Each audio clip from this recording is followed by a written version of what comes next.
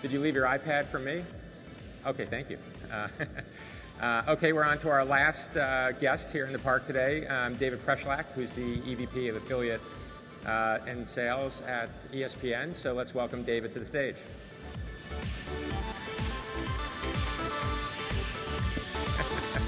Long time no see. I know. Join us. You know, being a native Chicagoan, I've always dreamed of being on Oprah, but now that she's gone, Will, this is going to have to be the next best thing for me. All right. Well, I take that hopefully as a compliment. Yeah, absolutely. Sure. Okay, great. Absolutely. Well, maybe one day I'll have my own, the WIR network or something. Okay, Entirely possible. All right, excellent. So welcome. ESPN has been all over the TV Everywhere model as well. So why don't you tell us a little bit about your initiatives and how things are going so far? Sure.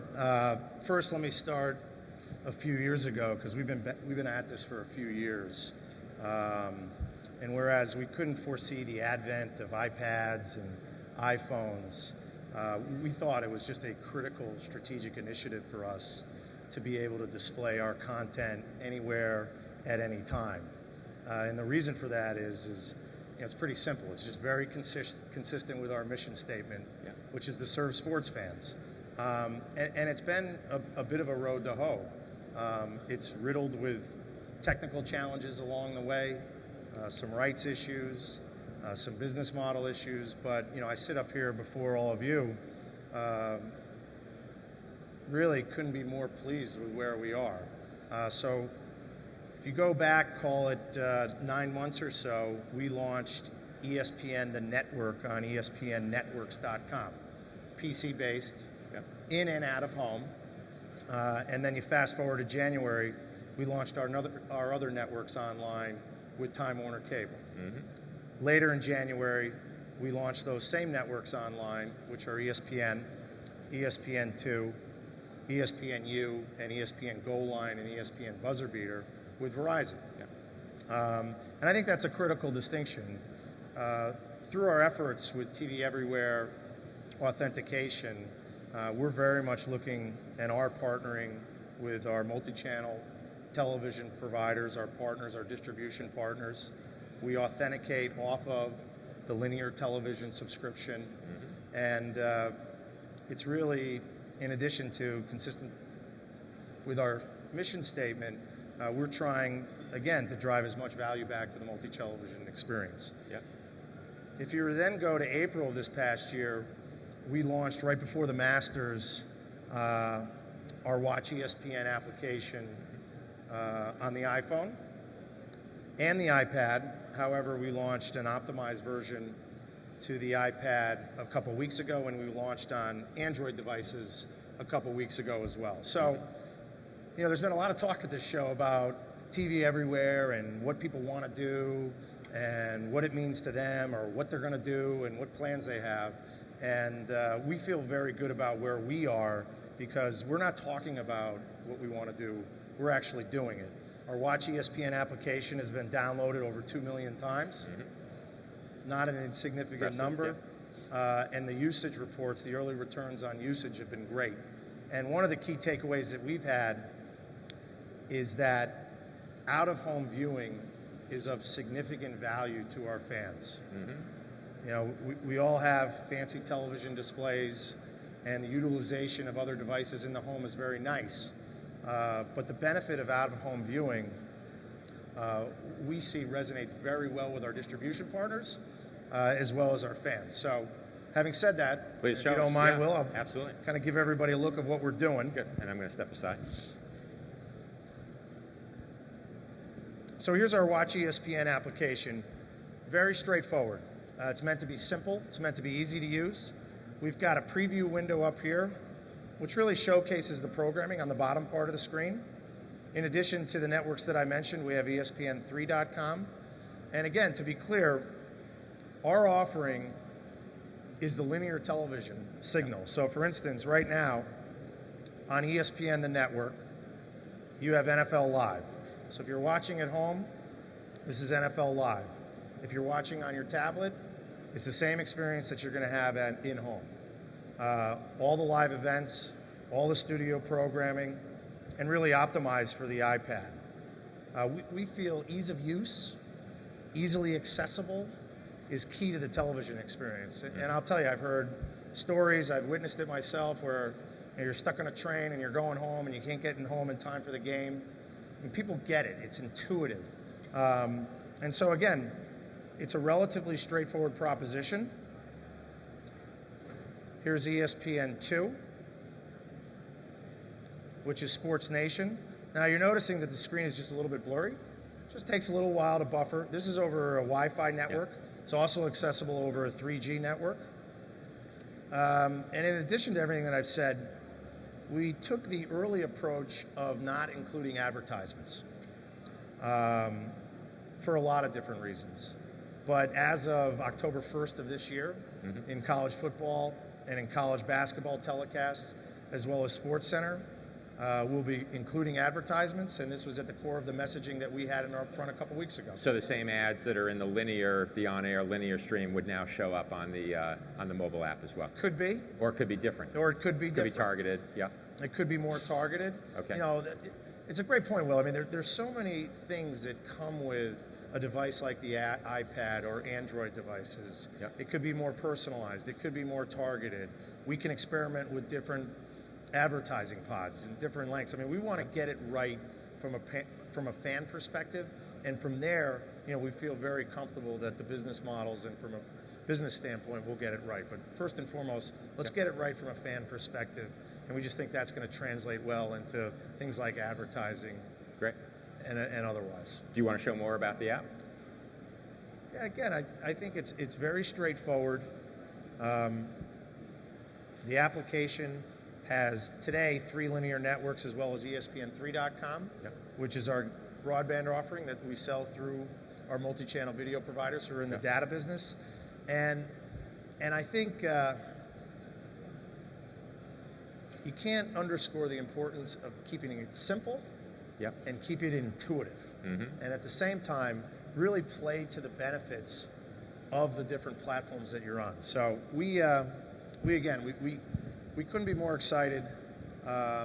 Early returns are great from a download standpoint and also from an audience standpoint. We're finding that it's young males, very upscale, and very urban.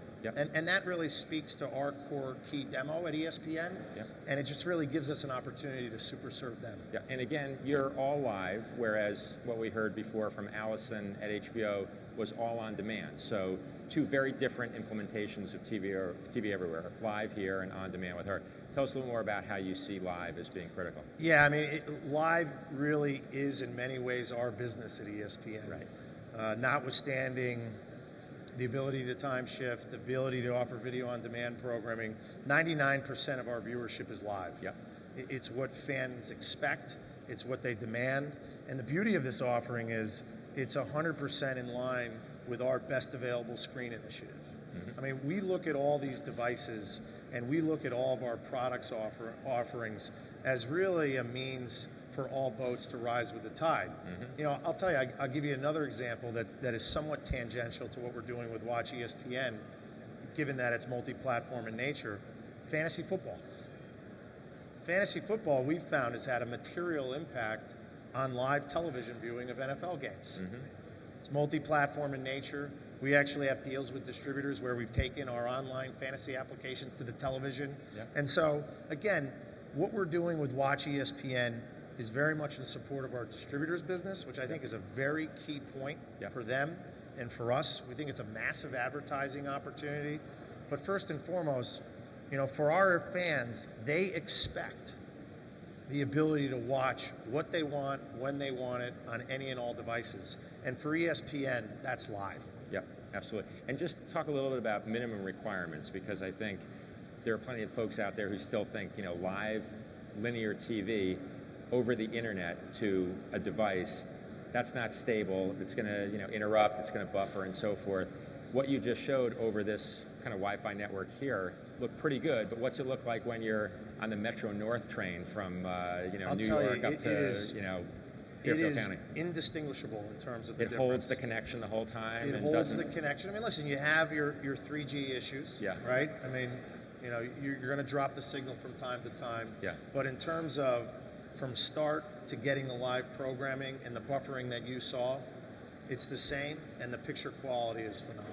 And the picture quality is phenomenal from iPads to Android devices to iPhones, and we're not stopping there. I mean, we're looking to get to any internet-connected device, and we're also looking to utilize the benefits of those devices. So you can see how we could utilize things like text messaging.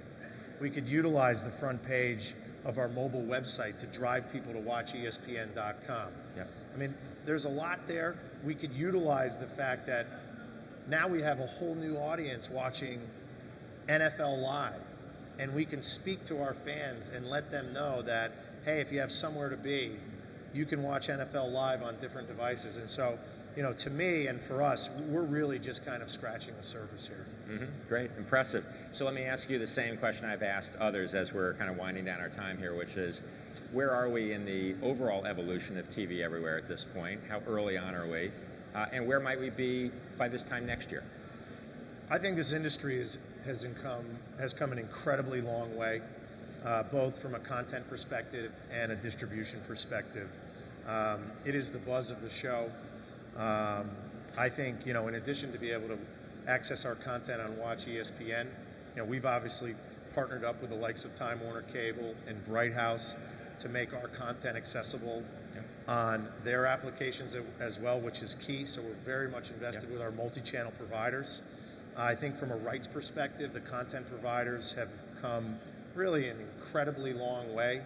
From an authentication perspective, I can't commend the distribution marketplace enough for making this work. It is not uncomplicated authenticating a video customer on other devices.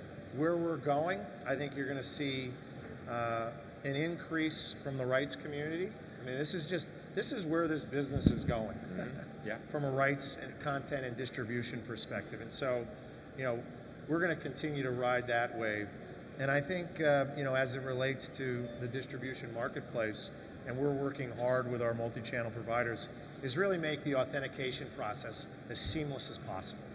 And I think we've come a long way, but in many ways on both sides here as we work together, you know, there's some improvements to be had there. So I think a year from now, there's going to be more content available, and it's going to be easier to access on any and all devices. And I really firmly believe it is very much the future of where this business is going. What does it do for productivity in the average workplace, though, to have all this linear TV?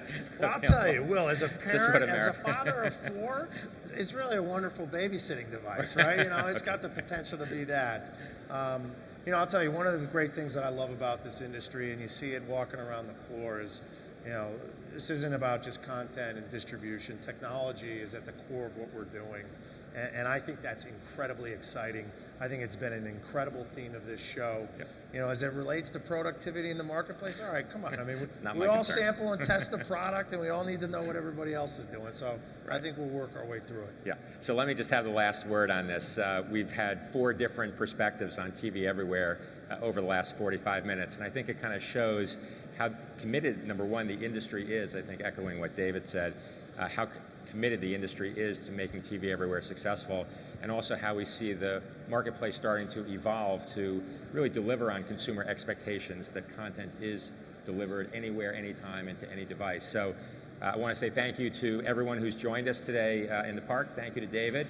Thank you. We'll see you all around afterwards. Thanks. Thanks. Good to see you. Good seeing you.